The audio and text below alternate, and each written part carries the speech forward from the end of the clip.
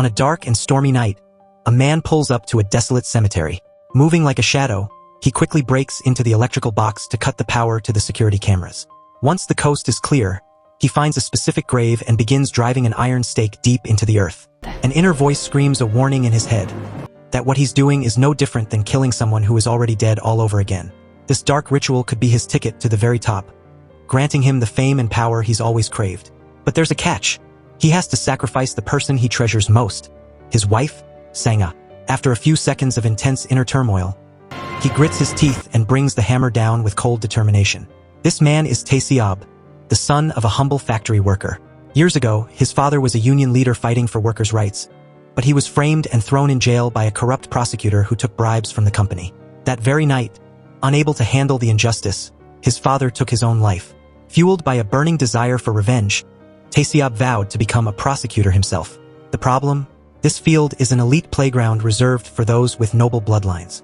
To rub shoulders with the rich and powerful, Taesiab spent every penny of his rent money just to buy a luxury car to look the part. He even went as far as hanging off a 9th-floor hotel railing for 5 grueling hours in -8 degrees Celsius weather just to get noticed by the chief prosecutor. Despite everyone mocking him, saying he's chasing a pipe dream and will eventually be discarded by the elite, Taesiab remains obsessed with one goal: reaching the highest peak so that everyone will finally have to look up at him. His big break finally arrives when he meets the superstar actress, Sanga. When she comes in to give a witness statement, Taesiab realizes instantly that she is his golden key into the world of high society. Before long, they have the wedding of the century. The media goes into a frenzy, calling it a real-life fairy tale between a poor prosecutor and Asia's biggest star. But the dream quickly turns into a nightmare when Sanga gets hit with a massive tax evasion scandal involving millions of dollars. Overnight, she goes from the nation's sweetheart to a total pariah. Her career hits rock bottom, forcing her to swallow her pride and sing at weddings just to make ends meet. To make matters worse, people start cruelly mocking her, saying she's losing her looks. While his wife is struggling to survive, Taesiab is busy social climbing at a lavish birthday party for a man named Kwok. Showing zero shame, he confidently introduces himself as a star prosecutor and even puts on a show, using his legendary beer-pouring skills to flatter a powerful congresswoman. He's clearly a man who will throw away his dignity for a promotion. However, Taesiab gets a reality check from his colleagues. They advise him to quit the prosecution and run for office in the upcoming elections instead, telling him he's wasting his life at the DA's office.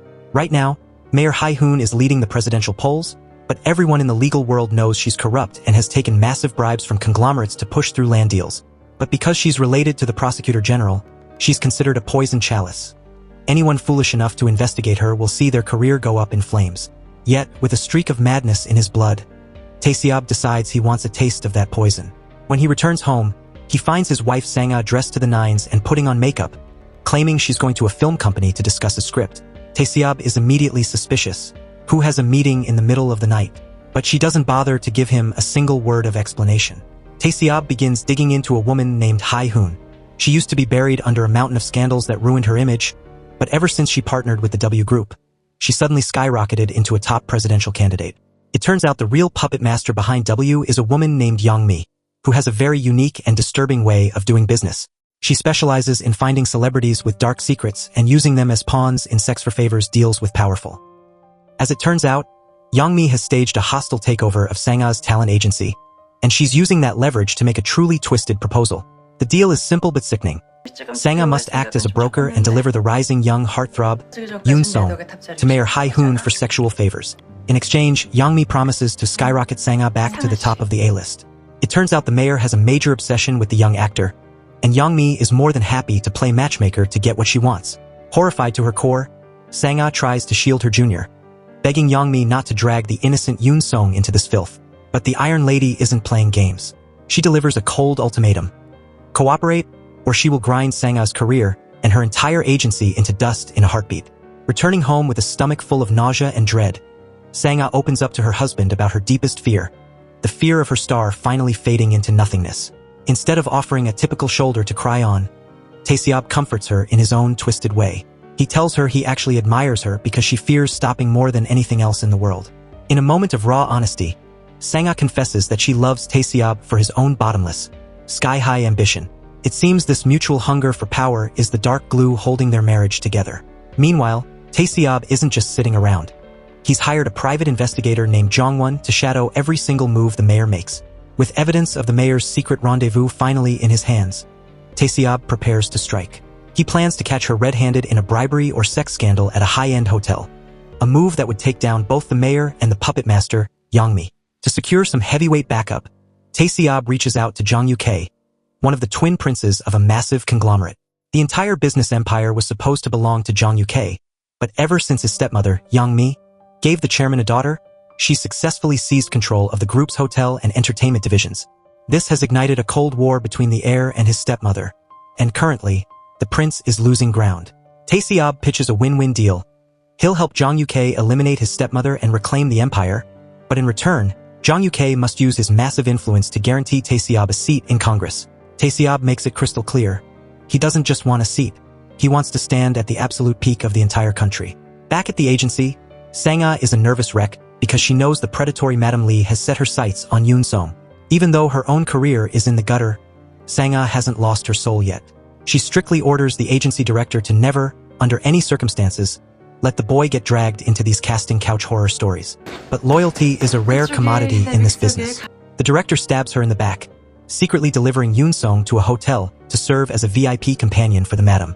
When Sang-ah finds out, the director tries to justify it, claiming the company is drowning in debt and that Young-mi threatened to pull all their funding. The most heartbreaking part? Even Yoon Song himself has agreed to go through with it, blinded by the desperate hope of landing a lead role in a prime-time drama. Pushed to the brink of madness, Sang-ah races to the hotel to save him. Little does she know, Young-mi is already there, personally hosting the mayor, completely unaware that they have walked right into Tae-seob's crosshairs. Tae-seob's team is operating with surgical precision.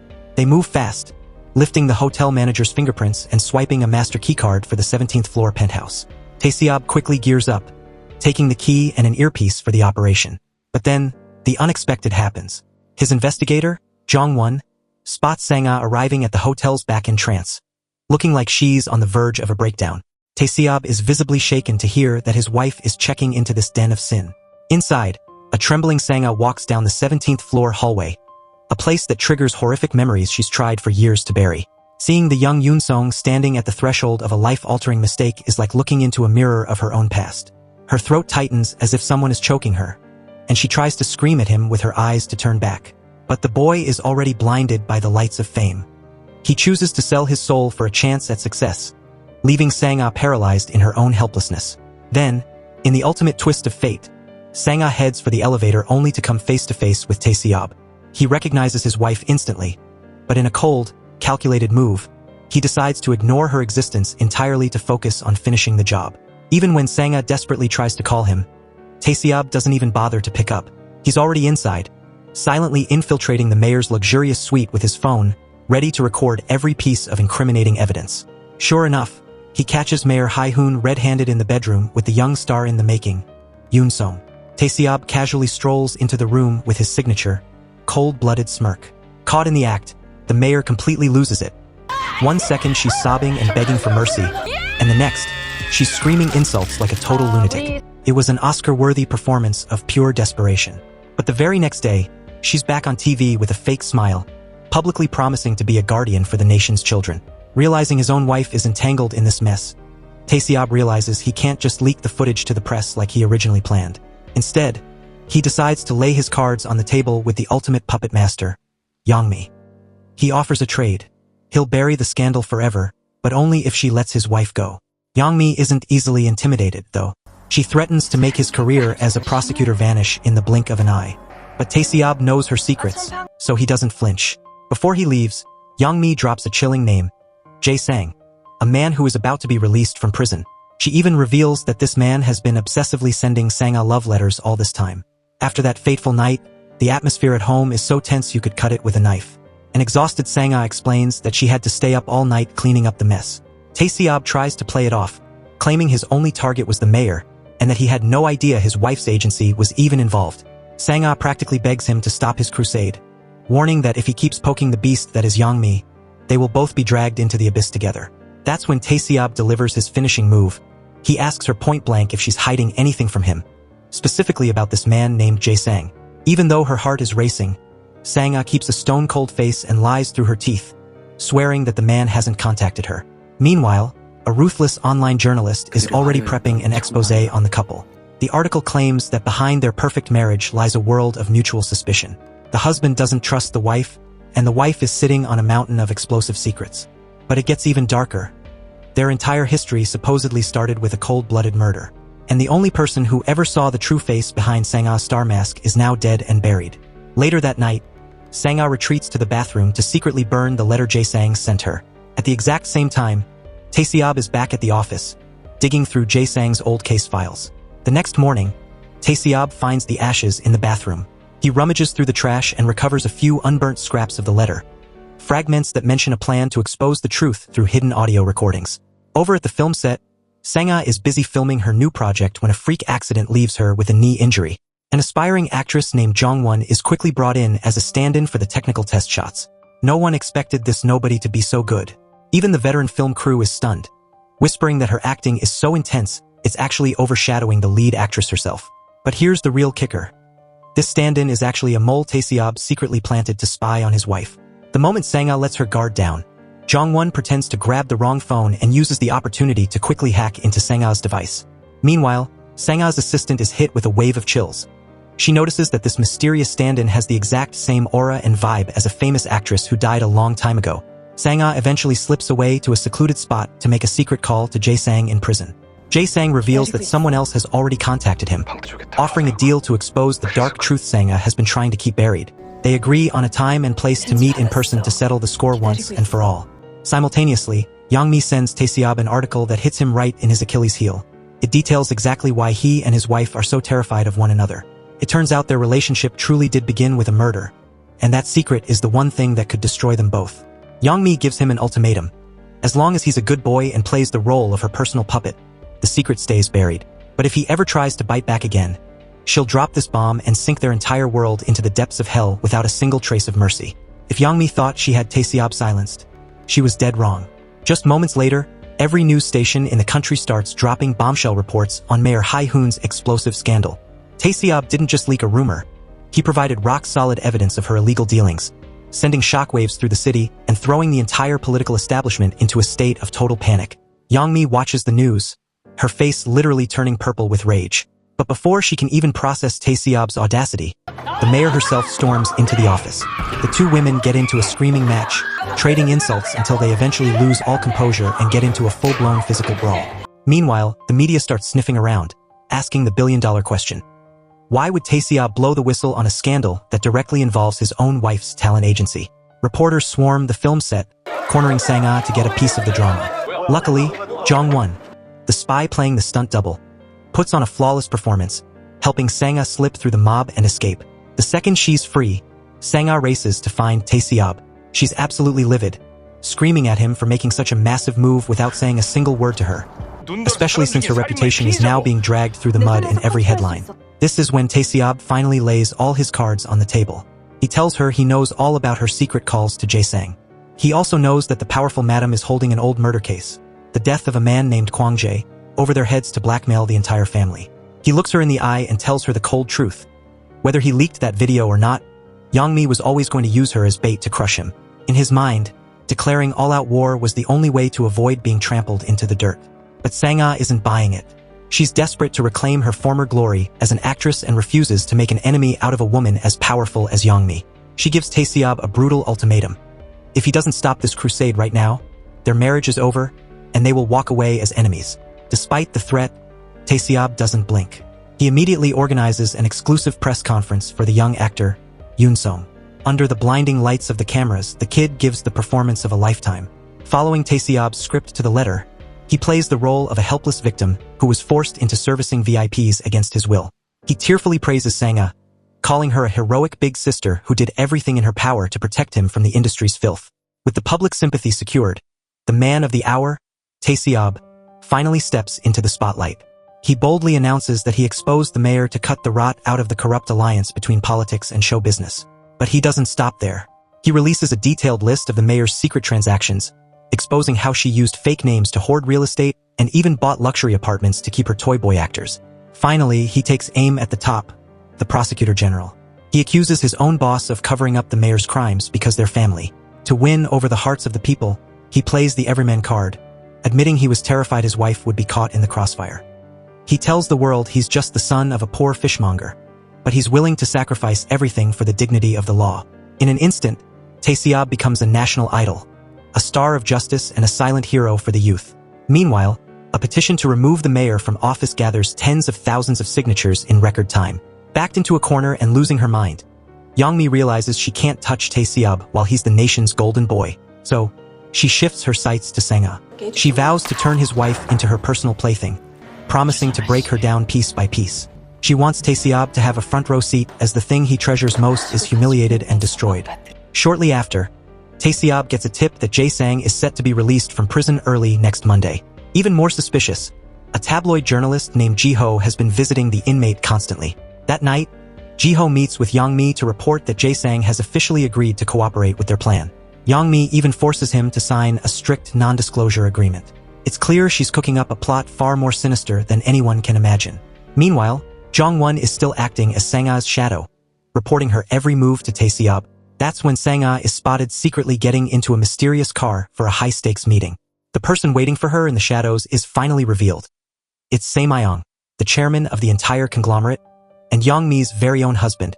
The photos captured by Jong-won hit Tae-seob's phone like a heat-seeking missile, pointing him directly toward the heart of the chaos.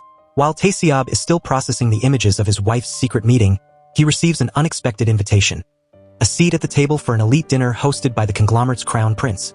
Sitting among the men who hold the country's economy in their hands, Tae-seob is treated like a VVIP guest of honor. It's clear why. Everyone at this table is secretly on the same team, all plotting to dismantle Youngmi's empire. As the night hits its peak, a high-ranking official walks in to greet Tae-seob with over-the-top enthusiasm. But then, the air in the room suddenly turns to ice. Walking in right behind the official is none other than Youngmi herself. Her presence is like a bucket of cold water dumped on the party. The laughter dies instantly, and everyone's smiles freeze on their faces. While this tense power play is happening, Sang-ah is off on her own, playing a dangerous game of cat and mouse with the old chairman. She coldly lights a cigarette, looking like a woman with nothing left to lose. Meanwhile, Tae-seob is playing the social game perfectly, looking like he's having the time of his life while successfully isolating Youngmi from the inner circle of power. Sensing she's being sidelined, Youngmi's frustration boils over. She signals Tae-seob to step outside for a private chat. Surrounded by a cloud of cigarette smoke, she starts spitting threats. But Tae-seob doesn't flinch. He keeps his composure, silently vowing to drag this woman down into the deepest abyss. When her verbal attacks fail to rattle him, Youngmi gets physical, giving his thigh an aggressive, suggestive pinch while whispering his wife's name. Hearing Sang-ah mentioned sends a flicker of panic through Tae-seob, but he forces himself to stay calm. Youngmi is threatening to dig up a dark legal case from Sang-ah's past to destroy her. Little does she know, Sang-ah is already trying to handle it herself by pleading with the chairman. No matter how much Sang-ah tries to influence the old man, he remains a brick wall of calm. But here's the twist. The entire conversation was being recorded and sent straight to Tae-seob. That night, Tae-seob looks down at his sleeping wife, realizing they are both being haunted by a ghost from 2018. A horrific murder case involving a man named Jae-sang. Back in 2018, the country was rocked by the assassination of Kwang Jae, a legendary movie mogul. Ji-ho, the journalist working with Youngmi, has a theory that is absolutely explosive. He believes Sang-ah was the one who actually hired Jae-sang to carry out the hit. So what was her connection to the victim? Kwang Jae was the man who discovered Sang-ah and built her into the superstar she became. After Kwang Jae's empire grew, he was brutally murdered, and Jae-sang was arrested as the prime suspect. At the time, the public was stunned because Jae-sang was known to be a timid, spineless man, the last person anyone expected to be a cold-blooded killer. However, the news was buried almost as quickly as it broke. Suspecting a massive cover-up, Ji-ho personally visits Jae-sang in prison to find the truth. Behind bars, the inmate finally cracks, admitting he was nothing more than a puppet. He promises to reveal the real truth the moment he's released. But Ji-ho isn't as sneaky as he thinks. Jong-won and her team are right on his tail, tracking his every move. Meanwhile, back at her office, the pressure is clearly getting to Youngmi. She's seen manically practicing dance moves and screaming at the top of her lungs just to keep from snapping under the stress. When Ji-ho returns to Youngmi to report that Jae-sang is officially out of prison, she isn't impressed. She tears into him, calling his investigative videos boring enough to put a baby to sleep. To light a fire under his feet, Youngmi offers him a small gift, a bribe to keep him hungry. Even though she doesn't trust him as far as she can throw him, she's counting on Ji-ho's big mouth to do the dirty work for her. Little do they know, Jong-won is outside listening to every single word. She signals her team to hack into the computer system in Ji-ho's car. To buy them more time, Jong-won puts her acting skills to use. She accidentally trips while carrying a water bottle, soaking Ji-ho from head to toe. The moment she gets the signal that the hack is complete, she drops the act, reveals her true identity, and gives Ji-ho a cold, mocking smile that leaves him seeing red. He's furious, but there's absolutely nothing he can do. Task complete. She reports back to Tae-seob and stays on the target's tail. Meanwhile, Tae-seob is deep in thought about his wife when he gets a formal summons. The corrupt elite are ready to strike back. They want to suspend him immediately to kill the momentum of his recent scandal busting. But Tae-seob isn't the type to wait for a death sentence. He kicks the door open and marches into the hearing, looking the corrupt officials right in the eye. In an ultimate power move, he slams his resignation letter onto his old boss's desk. A literal slap in the face to the entire establishment. His boss tries to chase him down to stop him, but Tae-seob is already gone. Outside, the media is in a total frenzy. Before the reporters can even surround him, Tae-seob tosses his official ID badge into the trash. Standing in front of a sea of cameras, he drops a bombshell. "I'm here to make a fresh start. I am officially running for a seat in the National Assembly." Without another word, he walks away, leaving the press in a state of shock. On the other side of town, Sang-ah is having a much worse day.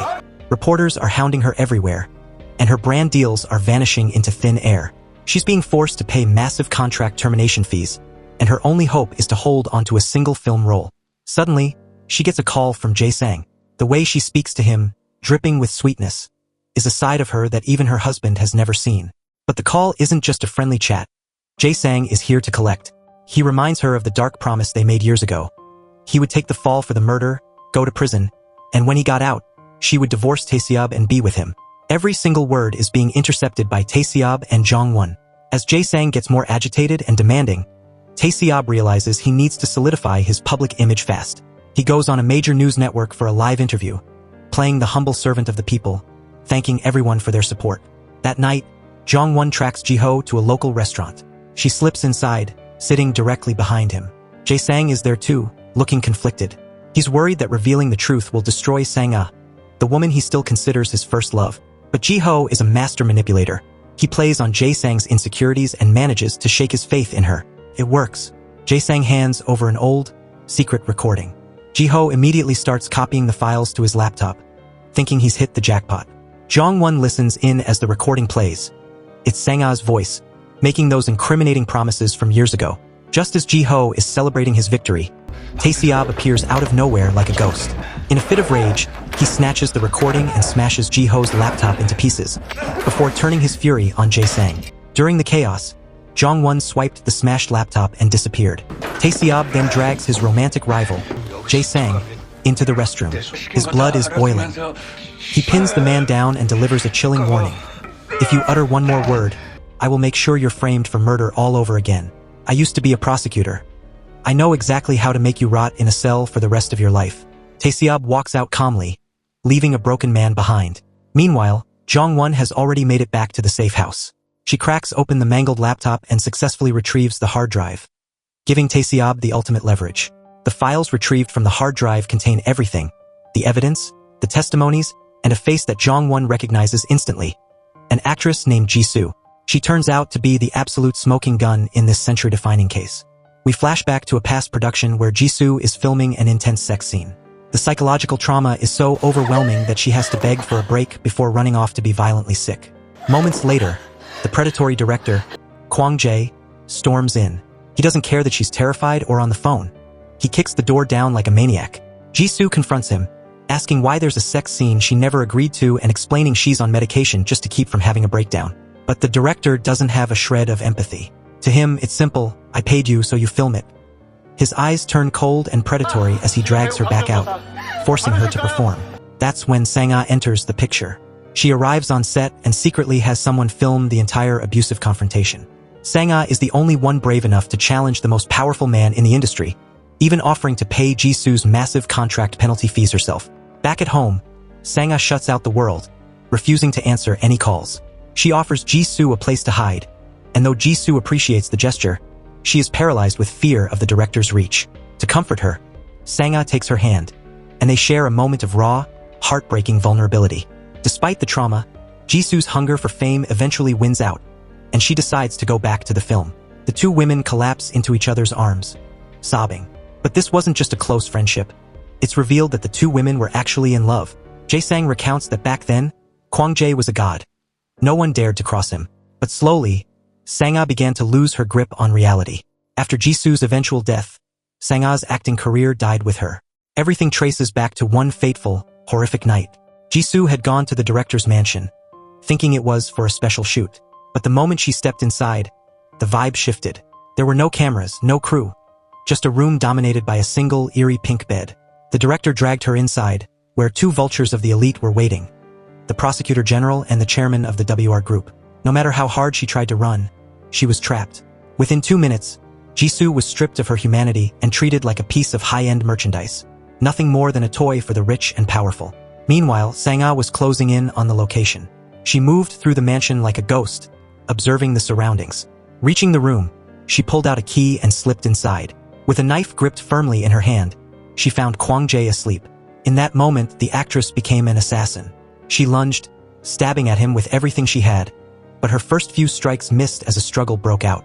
Kwang-jae woke up and fought back, throwing her to the ground. But Sang-ah managed to recover and plunged the blade into the monstrous director, killing him on the spot. But then, a knock came at the door. We jump back 9 years. This was the era when Tae-seob was still a nobody, a rookie just starting to dip his toes into the world of power. At the time, he was nothing more than a glorified chauffeur for the prosecutor general. After driving his boss to a secluded, luxury villa, Tae-seob noticed another high-end car parked in the shadows. He saw a man step out, accompanied by Jisoo. Under the watchful eyes of bodyguards, they were led down into a deep basement. Inside that heavy door, the twisted director Kwang-jae was already waiting with a sickening smirk. Jisoo was trembling with anxiety, still clinging to the hope that this was just a special filming session. But once she saw the darkness of the room and realized she was being presented as a gift to the prosecutor general and the WR chairman, it was too late. She tried to flee, but there was no escape. At that exact moment, outside the villa, Tae-seob's phone rang. It was his boss, the prosecutor general, calling with a simple, mundane request: bring a pack of cigarettes inside. The moment Tae-seob pushed that door open, he witnessed a nightmare. Jisoo was being violently dragged back into the room. Driven by his gut instinct to do the right thing, Tae-seob tried to step in and play the hero, hoping to save her. But he was just one man against a wall of corruption. Jisoo was ripped away from him and pulled back into that living hell. A short while later, Tae-seob had to return to that same room to deliver a pack of cigarettes to the prosecutor general. This time, he saw the full, sickening reality of what was happening. Director Kwang-jae didn't even hide it. He just looked at Tae-seob and threw out a cold, mocking comment, reminding the young prosecutor exactly where he stood in the food chain. Feeling utterly powerless and sick to his stomach, Tae-seob walked away, but he couldn't help stealing one last look at that hell on earth, knowing he had just witnessed a soul being destroyed. The aftermath was even worse. News broke that Jisoo had died, consumed by resentment and despair. The report hit Sang-ah like a bolt of lightning, leaving her completely hollowed out. The star who used to live for the spotlight was now drowning in a pain too heavy to carry. When she tried to step outside, she was instantly swarmed by a mob of paparazzi. The flashing lights and the weight of her grief were too much. Sang-ah collapsed and fainted right there in the middle of the chaos. When she finally woke up within the lonely walls of her room, the silence was deafening. She could only sob in total hopelessness, scrolling through her old, hopeful text messages with Jisoo. Their love was a beautiful, secret thing that had now become a festering wound in Sang-ah's heart, one that would never truly heal. Just as she was sinking into the darkest depths of depression, there was a knock at the door. It was Jae-sang. It turns out the old fox Kwang-jae was even more devious than she thought. He had ordered Jae-sang to become Sang-ah's personal bodyguard. In reality, this was a high-level surveillance tactic to make sure she never breathed a word of the truth to anyone. Despite Sang-ah's fierce resistance, Jae-sang ignored her and practically forced her to attend Jisoo's funeral. The moment she stepped into the funeral hall, her eyes met Tae-seob's. In that brief glance, there was a world of unspoken sympathy and a shared, lingering guilt. Then the villain himself appeared. Director Kwang-jae had the audacity to play the grieving victim, putting on a pathetic show of innocence for the crowd. But when he sat down at the same table as Sang-ah, she snapped. She couldn't hold the rage in anymore and screamed right in his face. "You're the one who killed her." The raw pain in her voice sent a flicker of panic through Kwang-jae. Sang-ah lost all control, lunging forward and smashing everything in sight to vent her fury. Luckily, Tae-seob was there to pull her back before she did something that would land her in handcuffs. Before she left, Sang-ah delivered a stinging, thunderous slap across Kwang Jae's face. Watching her walk away with trembling steps, Tae-seob knew he couldn't let this go. That night, he stayed up researching every elite monster who had been in that basement. He discovered the terrifying truth. The director and the chairman of the WR group weren't just business partners. They were sworn brothers. Back at her house, Sang-ah was spiraling. The grief was literally making her sick, and she began a path of self-destruction, refusing to eat and locking herself in a dark room. But Kwang Jae wasn't done playing with his prey. He had hidden cameras installed all over her house to watch her every move. When Sang-ah discovered the disgusting invasion of privacy, she went on a rampage, tearing the house apart and smashing the cameras in a blind rage. She immediately tried to call the police, her hands shaking as she dialed. But instead of a dispatcher, she heard Kwang Jae's voice on the other end, laughing in triumph. He had intercepted the line. He then dropped a final, crushing bombshell. He had been secretly drugging her with marijuana, poisoning her mind to keep her under his thumb. That high was a leash and he owned it. Seeing Jae-sang still standing guard outside like a silent jailer, Sang-ah finally reached her breaking point. The next night, she didn't cry. She didn't scream. She just took a razor-sharp knife and went straight to Kwang Jae's private suite. In a frenzy of vengeance, she stabbed him repeatedly, watching as the man who destroyed her life bled out on the floor. But just as she was standing over his body, panicked and covered in blood, there was a sudden, heavy knock at the door. Just when you think you've witnessed the gruesome climax, the camera pulls back, and we realize that the murder we just saw was actually a scene from the movie Sang-ah is filming. It was all in her head. But don't get comfortable, because the real truth, as revealed by Jae-sang, is actually much more sinister. It turns out that on that fateful night years ago, it wasn't the fragile Sang-ah who plunged the knife into director Kwang Jae. The real killer was Jae-sang.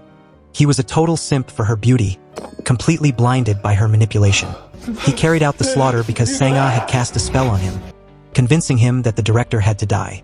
Before Kwang Jae took his final breath, he managed to grab the killer's leg in a desperate, final struggle. Moments later, the door was kicked open, marking the end of a criminal empire. Cut to a few days later, and Tae-seob is on the scene, leading the murder investigation.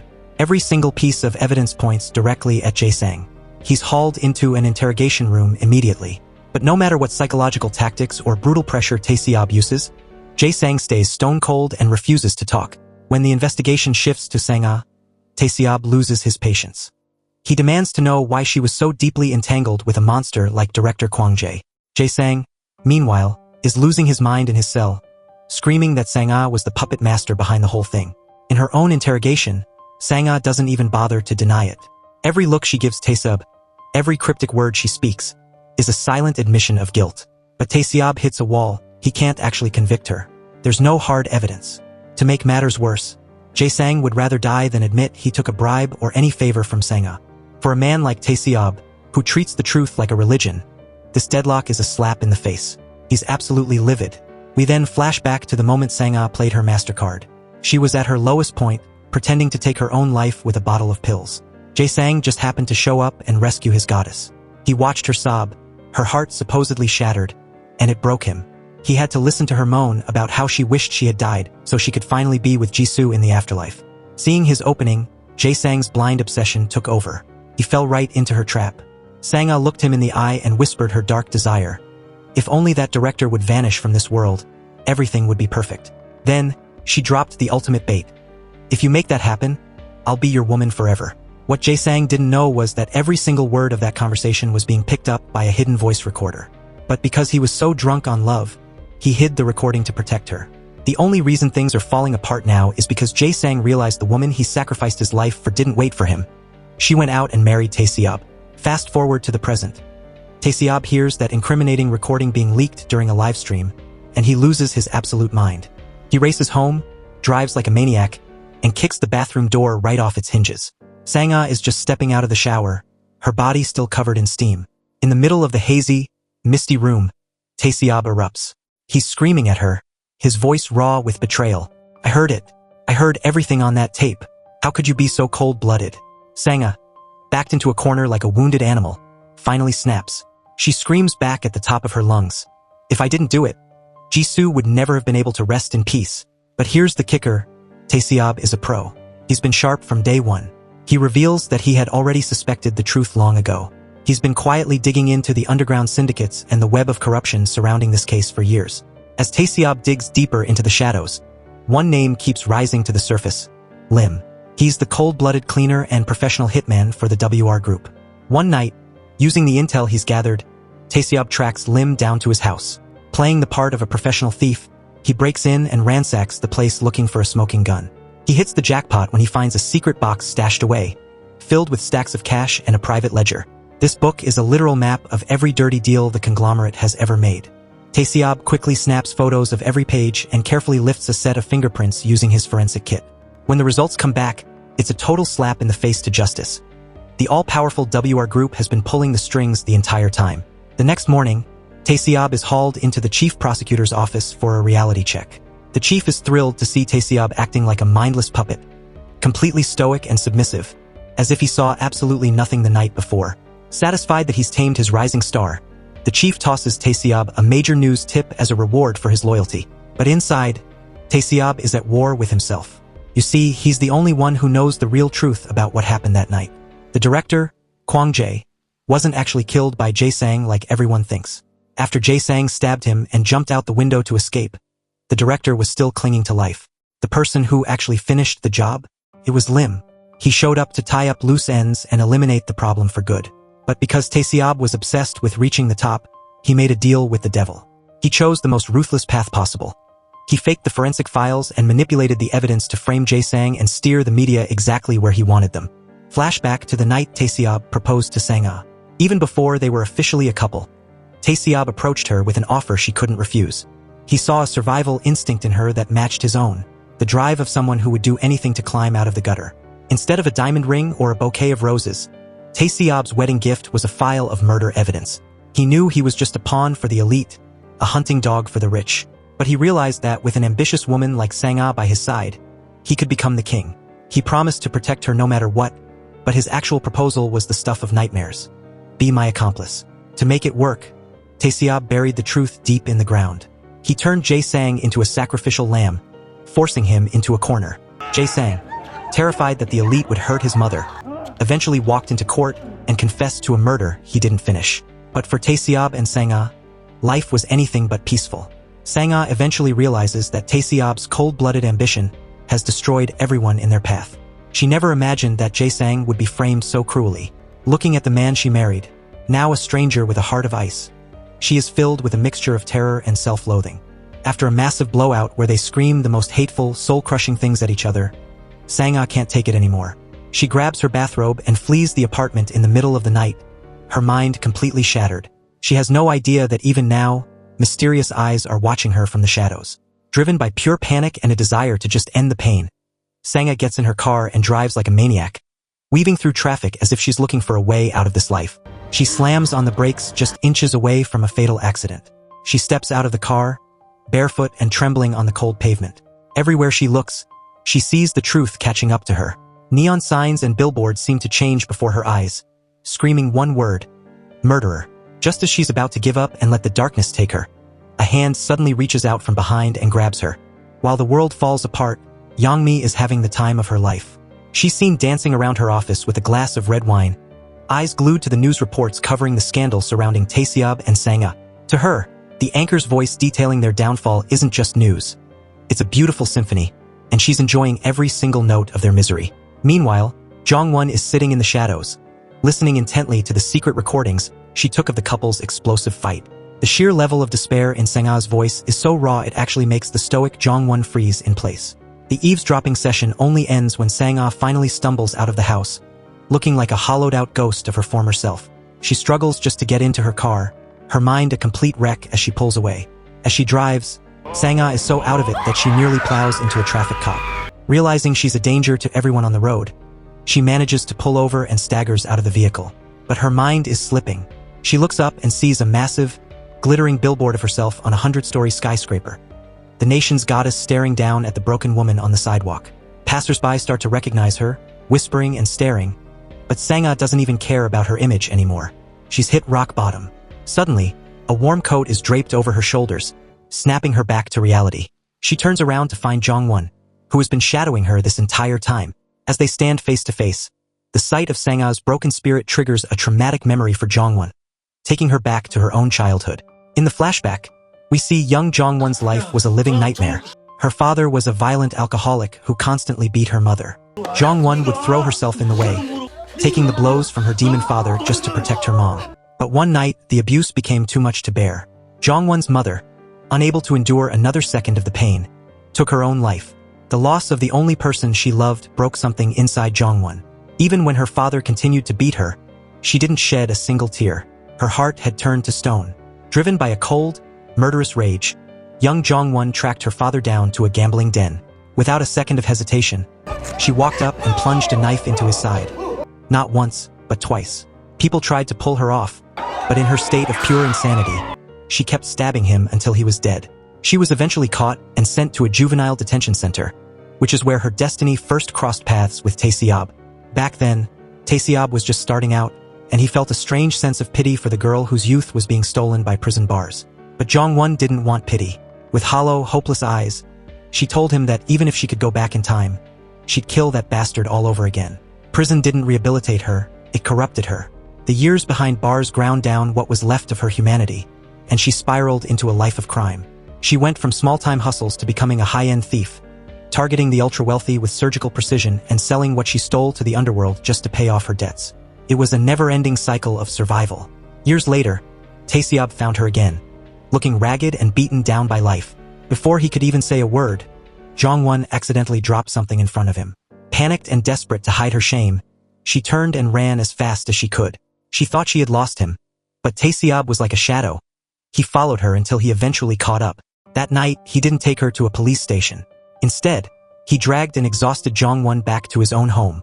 When they walked through the door, his sister nearly jumped out of her skin, horrified by the pathetic, bloodied state of the stranger her brother had just brought home. Seeing Jong-won's disheveled and pathetic state, even Tae-seob's sister can't help but feel a wave of pity.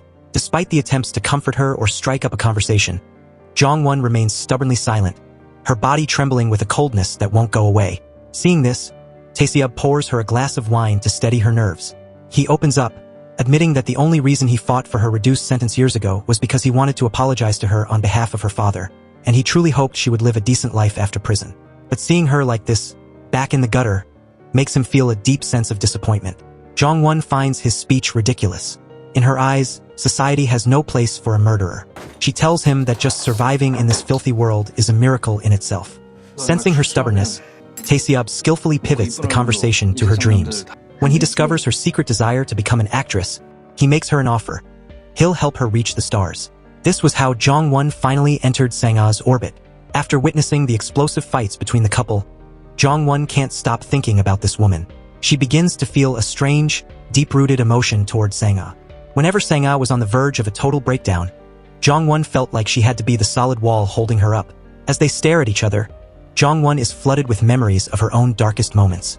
Back when she was suffering in her personal hell, Sang-a's image, on TV and billboards, was like an angel looking down into the abyss. But now the tables have turned. The angel is the one who is broken, sitting right next to Jong-won, looking completely lifeless. Sang-a demands to know why Jong-won is there at that exact moment. Before she can answer, a barrage of calls and texts from Tae-seob gives the game away. Realizing she's being watched, Sang-a's eyes turn ice cold. To prove her loyalty and regain Sang-a's trust, Jong-won makes a bold move. She takes her phone and hurls it away, cutting off her link to Tae-seob right in front of her. Back at the office, Tae-seob is pacing like a caged tiger because he can't reach his spy. Just then, one of his subordinates sends him a video, a bystander's recording of Sang-a and Jong-won leaving together. As a heavy rain begins to pour, the two women are forced to pull over at a dingy, run-down hotel to wait out the storm. Inside, Jong-won quietly pours Sang-a a drink. Sang-a is surprised by how natural and comfortable the girl seems. Perhaps because of the atmosphere, Sang-a lets her guard down and drops a bombshell. She reveals that she's known all along that Jong-won was the one stalking and eavesdropping on her. Jong-won is stunned for a second, but then she decides to be honest. She confesses that she truly wants Sang-a to be happy. She explains that on the night her mother died, Sang-a's face appearing on the TV was the only thing that soothed her agonizing pain. Sang-a is taken aback, but then asks a biting question. Why would her husband hire a convicted killer to watch her? After a long pause, Jong-won whispers the truth. Because I think you're pitiful. Just as the words leave her lips, they realize Tae-seob has tracked them down to their hiding spot. He doesn't come inside. He just stands there, his presence a silent warning that he knows exactly where they are. After a tense moment, he disappears into the night. Feeling the pressure lift slightly, Jong-won finally heads to bed. But as Sang-ah is drifting off into a deep sleep, Jong-won can't help herself. She reaches out and gently strokes Sang-ah's hair. That soft touch wakes Sang-ah up, but in her dazed, half-asleep state, she hallucinates. She thinks the woman in front of her is Jisoo, the lover she lost years ago. In a daze of grief and longing, Sang-ah whispers an apology and leans in, catching Jong-won off guard with a sudden, desperate kiss. The morning after is a total nightmare for Tae-seob. As if dealing with his wife's disappearing act wasn't enough, a major news outlet drops a bombshell article. He is now officially under investigation for allegedly covering up the Kwang Jae murder case. The tension in the legal world hits a boiling point. With his back against the wall, Tae-seob has no choice but to head straight to the high-level offices to face his superiors and answer for his sins. Tae-seob's attempt to clear his name with the higher-ups goes south fast. His representatives aren't buying his excuses. They tell him he needs to disappear from the public eye until the scandal blows over. But for a man obsessed with the upcoming election, laying low is a death sentence. Tae-seob flatly refuses. He's not backing down now. Realizing his back is against the wall, Tae-seob calls his partner, director Jong Uk, for help. But Jong Uk has decided Tae-seob is now a liability. He tosses his phone to a security guard and tells him to block the call, using the chairman's birthday party as a convenient excuse to go ghost. Tae-seob isn't an easy man to ignore, though. He tracks Jong Uk down and plays his ultimate trump card. If you don't help me right now, I'm digging up every skeleton in your closet and dragging you down with me. Meanwhile, early the next morning, Jong-won goes out to get food for Sang-ah. But when she returns, she spots Sang-ah acting suspicious, talking to a mysterious stranger before rushing off. Jong-won's phone rings. It's an anonymous tip. Someone claims they have a copy of the incriminating recording, and they're using it as bait to lure Sang-ah to a secret meeting. Back in the Viper's Nest, Yang-mi's team is working overtime. Her assistant and the journalist, Ji-ho, are preparing to drop the Sang-ah recording tomorrow under the guise of seeking justice. Yang-mi is practically salivating at the thought of the chaos this will cause. But she has bigger problems at home. Her elderly husband, the chairman, is in failing health, and his messy paperwork is a nightmare. To stay in his good graces, Yang-mi and her daughter throw him a lavish birthday party. The daughter is forced to perform a song to flatter her father, making for an incredibly awkward and cringy atmosphere. Everyone pretends to enjoy it except for the other heir, Jong Il. He sees right through Yang-mi's act. After the party, he mocks her, but Yang-mi bites back, telling him to mind his own business and deal with the Tae-seob problem. That's when the mood shifts. Jong Il asks her point-blank, "Did you leak the Kwang Jae murder case to mess with Tae-seob?" He warns her that her little prank just backfired. If Tae-seob goes down for a cover-up, the investigation will lead right back to their family. If Tae-seob falls, the entire conglomerate implodes. Yang-mi turns pale. She finally realizes she's made a fatal miscalculation. Just then, Tae-seob makes his grand entrance. He doesn't bring a gift. He brings a folder of incriminating documents and hands them directly to the chairman. The old man tries to keep his cool, acting like Tae-seob is just a fly he can swat away. But Tae-seob leans in and whispers the nuclear option. He tells the chairman, "If this goes public, you're finished. And your youngest daughter? She'll spend the rest of her life known as the daughter of a cold-blooded murderer." The pressure is too much. The legendary chairman, a man who once held the world in his hands, collapses under the weight of the threat. He faints on the spot, and in the ultimate moment of humiliation, he loses control of his bladder right there in front of Tae-seob. The task of cleaning up the literal mess falls to Yang-mi. She's left scrubbing the floor, gagging from the smell and the sheer disgust of it all. But her fury is cut short when the chairman wakes up. He doesn't thank her. He grabs her by the hair and delivers a terrifying warning. "Stop everything, now." Defeated and humiliated, Yang-mi has no choice but to obey. She begins the process of destroying every scrap of evidence and canceling the plan to leak the recording. Yang-mi is cornered, but she's a snake that always has a backup plan. She orders her team to go silent for now, but tells them to start prepping Plan B immediately. When her assistant relays the bad news to Jae-sang, that the plan to leak the tape is on hold, he completely loses it. He screams into the phone before blocking the number in a fit of rage. Returning home, Jae-sang finds a sight he never expected. The woman he both loves and hates, Sang-ah, is at his grandmother's house. She's actually helping the old woman sort through piles of scrap metal. Then, Sang-ah does the unthinkable. She drops to her knees and tearfully begs Jae-sang for forgiveness for the mistakes of their past. It's a moment of peak tension. To keep the public off their backs while she plots her next move, Yang-mi is forced to scrub all the negative tabloid articles about the couple. But while she plays nice in public, she secretly gives the green light for her puppet journalist, Ji-ho, to trigger Plan B. However, Ji-ho never gets the chance. Out of the shadows, Jong-won ambushes him and drags him to a secluded spot. She tears through his phone looking for the incriminating evidence, but finds nothing. Realizing this bottom-tier thug won't talk to a nice girl, Jong-won turns dark.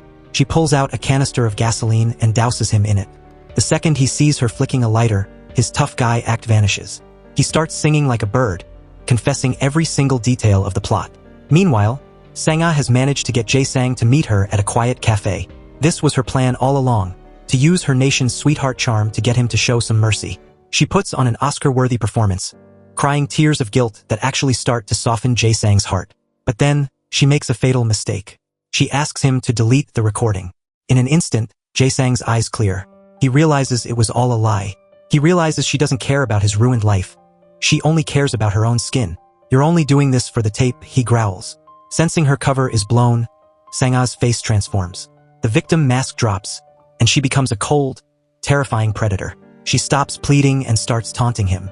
Driven over the edge by her arrogance, Jae-sang snaps. He lunges across the table and begins strangling her right there in the middle of the cafe. It's a brutal, public scene, and bystanders immediately pull out their phones to record the violence. Luckily, Sang-ah's security team bursts in just in time to pull him off. But Jae-sang is armed with a knife, and he manages to slash his way out and vanish before the police arrive. Back at his office, Tae-seob sees the viral video of his wife being strangled. He feels a surge of genuine pain and panic, but he's helpless.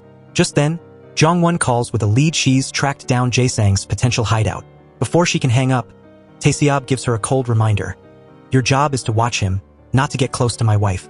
Jong-won has finally had enough of his hypocrisy. She drops the act and spits the truth right back at him. "You're a murderer who blames everyone else. You aren't protecting her, you're just using her." The insult hits a nerve. Tae-seob loses his cool and slaps Jong-won across the face to remind her of her place. They part ways in a cloud of pure hatred. But Tae-seob's day gets even weirder. He gets a call from the crazy director, Jang Yu-kae, who is calling to thank him in the most twisted way possible. The director reveals that his father, the chairman, is now officially bedridden and paralyzed. Because of the incident Tae-seob caused, the will has been changed entirely in Jang Yu-kae's favor. Yang Mi has been cut out of the empire. As he talks to Tae-seob, the director is clearly spiraling into madness, manically pouring expensive wine all over the floor. Jang Yu-kae stands over his paralyzed father, staring down at the man who used to rule his world with an iron fist. Memories of a childhood filled with brutal beatings flash through his mind, and he realizes he doesn't care about the company's reputation anymore. He's gone, full psycho. Tae-seob is on the other end of the line, losing his mind as the director starts talking crazy. He screams a final threat, that he needs that seat in Congress to bury the O case for good, but the director just hangs up on him. Tae-seob is so enraged that he smashes his phone into a million pieces. The next morning, the nuclear bomb finally goes off. Headlines everywhere expose Tae-seob for faking evidence in the O case years ago. In an instant, both he and Sang-ah are in total freefall, watching their careers and lives go up in flames. That evening, a weary Tae-seob returns home only to see a viral video teaser from Jae-sang. The message is chillingly simple. 8:30 p.m. tonight. I'm going to live to tell the world everything. Just then, Sang-ah calls him. She's in a daze, huddled in a dark corner of the house. No matter how much Tae-seob begs her to hold on or makes empty promises to fix it, she's checked out. She's convinced that, for the nightmare to end, one of them has to take the fall for everything. Jae-sang's 8:30 livestream is the most anticipated media event in the country. Even the journalist Ji-ho is panicking, calling him to demand why he's going rogue. Jae-sang doesn't give him an answer. He just smashes his phone and screams in pure agony before stumbling toward the camera for his final performance. At the same time, Jong-won and her crew are desperately tracking Jae-sang's signal. She gets a tip and races to a mysterious location, kicking the door open. But when she reaches the bathroom, she doesn't find Jae-sang. Instead, she finds a bottle of pills on the floor and a body in a pool of bright red blood. Sang-ah. She's slit her wrists. Jong-won lunges forward to stop the bleeding, and before Sang-ah loses consciousness, she presses a suicide note into Jong-won's hand. After seeing the woman she loves being rushed into an ambulance, Jong-won turns ice cold and heads back to her car. Her team finally has Jae-sang's exact coordinates. Back at the office, Yang Mi is pacing like a caged animal. The clock is ticking toward 8:30, and her fixers still haven't silenced Jae-sang. Tae-seob gets a notification with Sang-ah's hospital location and floors it, racing through traffic to get to her. There are only 4 minutes left. Millions of people are glued to their screens, waiting for the truth to drop. The live stream starts, but the frame is pitch black. As the image slowly comes into focus, the audience gasps in horror. Jae-sang isn't talking. He's already dead, murdered on live TV before he could say a single word. Tae-seob arrives at the hospital just as the news of the mysterious death breaks. He pushes through a wall of reporters to get inside. In the hallway, he sees the doctors wheeling Sang-ah into emergency surgery. She manages to flutter her eyes open for one last look at her husband before the doors swing shut. A moment later, Tae-seob is alone in the hospital restroom. As the reports of Jae-sang's death echo from a nearby TV, something terrifying happens. Tae-seob doesn't cry. He doesn't look relieved. Instead, he lets out a slow, bone-chilling smile. A cold, mocking smirk for a pawn that was finally removed from the board. While he's standing there, he overhears a young, arrogant reporter trash-talking Sang-ah, calling her a fake and a fraud. The guy has no idea that the star prosecutor is standing right behind him. But Tae-seob doesn't even waste his energy on nobody like that. He just turns around and walks back to the waiting room. Only when the doctor finally steps out to announce that Sang-ah's condition has stabilized does Tae-seob feel the crushing weight lift off his shoulders. Still, his heart is far from at peace, so he decides to stay by her side and pull an all-nighter at the hospital. As he sits there, blurred by exhaustion, a gurney suddenly wheels past him in the hallway. The sight feels like a slow-motion film, dragging him back into his painful past. He remembers the day his own father was rushed into the ER, his life hanging by a thread. As he's lost in the memory of his younger self, his sister suddenly appears to check on him. She loves her brother more than anything and is heartbroken to see the chaotic life he's leading. Being a deeply superstitious woman, she can't stop crying as she warns him about a terrifying fortune-telling she recently heard about his fate. Seeing his messy hair and hollowed-out eyes, her heart aches, but there's nothing she can do. She presses some food and drinks into his hands and quietly heads home. Meanwhile, Youngmi is having a massive headache trying to calculate her next move. She knows that if her father, the chairman, doesn't miraculously recover soon, those juicy company shares will never fall into her hands. The doctors are as silent as statues regarding the old man's condition, and Youngmi finally snaps. In a classic power move, she arrogantly demands that the chairman be moved to her private residence, where she can easily manipulate him and rewrite his will. Before she leaves the hospital, she doesn't miss a chance to drop a petty insult, mockingly praising Sang-ah's masterful acting skills in her recent suicide attempt. And as it turns out, she was right. Back in her room, Sang-ah is sitting up in bed, eyes glued to the news. She knew that without this dramatic fake death stunt, the public would have torn her to pieces by now. Even though she's physically weak and stumbling around while dragging her forestand, she's forcing herself to stay sharp. That's when Tae-seob walks in, his face a mask of cold fury. 1 second, he's asking her with concern why she hasn't eaten. And the very next, he flips the entire dining table over in a blind rage. He roars at her, his voice a mix of anger and pure terror. Why didn't you discuss this dangerous play with me first? Do you have any idea how scared I was? But Sang-ah isn't backing down. She screams right back, telling him that this was her only way to survive the media storm. After a brutal exchange of bitter words, the two of them suddenly stop. They realize they are just two miserable souls trapped in the same cage, fighting the same war. The rage dissolves into desperation, and the couple collapses into each other's arms, embracing as if the fight never happened. The next morning, Tae-seob steps out of the room only to see Youngmi in a frantic hurry, moving the paralyzed chairman out of the hospital. He immediately rushes back to Sang-ah to brainstorm a plan to flip the script. If he wants to keep his dream of running for Congress alive, there is now only one desperate move left on the board. While the world burns, Youngmi is at home, chilling with a face mask and enjoying the high life. She's on the phone with a psychic, obsessing over election predictions, and she's absolutely ecstatic when the spirit world tells her everything is going her way. Feeling like she's already won, she orders her henchman, Ji-ho, to dig up every last piece of filth on her opponents to deliver one final, crushing blow. But before Ji-ho can even make a move, a bombshell news report stops everyone in their tracks. Tae-seob and Sang-ah appear in public, walking hand in hand into a massive press conference. They are surrounded by hundreds of reporters, the room blindingly bright from the constant flash of cameras. At the podium, Sang-ah gives an Oscar-worthy performance as the wounded wife. She stands tall, her voice clear and unwavering, as she swears on her honor that she always respected the late director Oh and is ready to prove her innocence to the world. Watching this victim act play out on TV, Youngmi is back at home, her blood literally boiling with rage. Then, it's Tae-seob's turn to speak. He plays the role of the perfect statesman, gently guiding his wife to the side with the poise of a seasoned politician. He looks the public in the eye and swears he's never hidden a single truth, claiming that the recent scandals are a direct violation of his personal honor and a desperate attack by his enemies. Youngmi checks her phone with trembling hands and realizes the impossible is happening. The tide of public opinion is shifting in their favor. Just as she's about to snap, Zhang Yuke strolls into her office, leading a massive, vicious guard dog on a leash. He drops a few cold, mocking insults just to watch Yangmi squirm in her own defeat before he turns around and walks out, leaving her suffocating in her own anger. Back at the press conference, the tension reaches a fever pitch. Every word out of Taesiob's mouth is a targeted strike against the WR group, and specifically against Yangmi. But Yangmi isn't the type to go down without a fight. She's already prepping her counterattack. Behind the scenes, it's revealed that Taesiob and Sang-ah had secretly watched the security footage from the room where Jae-sang died. They saw something that changed everything. There was a woman in that room. The pressure of this secret, combined with the weight of the media circus, finally becomes too much for Sang-ah. In front of the entire nation, she collapses and faints on stage. But as the world watches the chaos in the hospital, we flash back to the moment of Jae-sang's death. The security cameras captured every chilling detail. The door to Jae-sang's room opens, and a woman steps out with a face as cold as ice. It's Jong-won. Before she disappears into the shadows, she stops. She turns her head and looks directly into the camera lens, her eyes a silent, terrifying challenge to fate itself. She knows exactly what she's done. From this moment on, her hands are stained deep red, and she has officially crossed the point of no return. Thanks to Jong-won's intervention in the Jae-sang situation, the media is officially back in love with Taesiob and Sang-ah. Every previous accusation has been wiped clean, replaced by a wave of national sympathy for the couple. Taesiob's popularity is skyrocketing, and his poll numbers are so high that even his skeptical political handlers are now forced to play nice and smile for the cameras. Taesiob is everywhere, dominating social media and riding a massive wave of public support.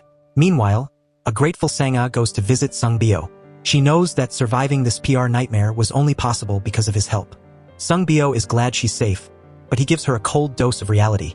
Despite being innocent, the industry is terrified of her. He warns her that her chances of landing a major acting role in the future are looking slim. However, there's a glimmer of hope. Sung Bio mentions one director who is still willing to work with her, someone who doesn't care about the tabloids. In fact, the director even schedules a meeting with her for that very day. But just as Sang-ah is getting ready, her producer calls with devastating news. The investors have pulled the plug. They refuse to fund any project with her name on it. The movie is cancelled, and it's all because of her. It feels like being shoved off a cliff just as she was reaching the top.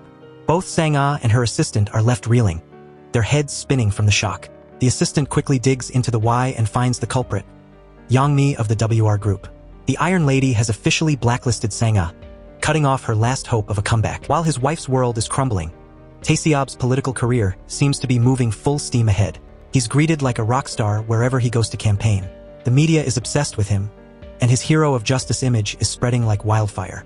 But during a public rally, Taesiob spots his #1 rival in the distance. Seeing the sheer scale of the crowd surrounding the other candidate, Taesiob feels a sudden, sharp pang of inferiority.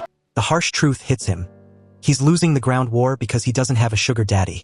He lacks a major conglomerate sponsor to bankroll his campaign. Between his lack of funding and Yangmi's constant shadowboxing, Taesiob is starting to lose his early lead. Yangmi is squeezing them from both sides, making it clear she won't stop until they are both crushed and left with nowhere to run. Realizing they are cornered, Sang-ah makes a heartbreaking offer. She'll retire from acting forever to become a full-time political wife and support his campaign.